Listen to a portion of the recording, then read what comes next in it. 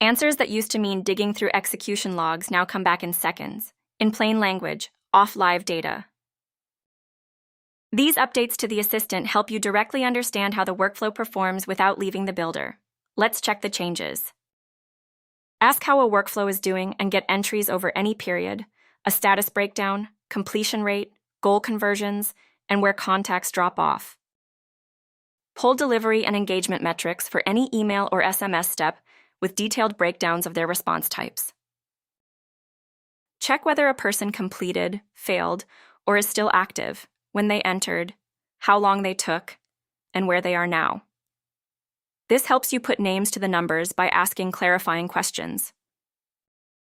Search every workflow by name, status, tags, the triggers or actions it contains, allowing you to ask about data across workflows and get an answer at once. Let's go over how to access the Workflow AI Assistant and use it with regular questions. Locate the Workflow AI chat icon in the bottom left corner of the Workflow Builder. Select Chat Mode to talk to and ask questions of the Workflow's AI. Use the AI Assistant to get commonly used data on your workflow by selecting one of the quick action prompts or typing in your query.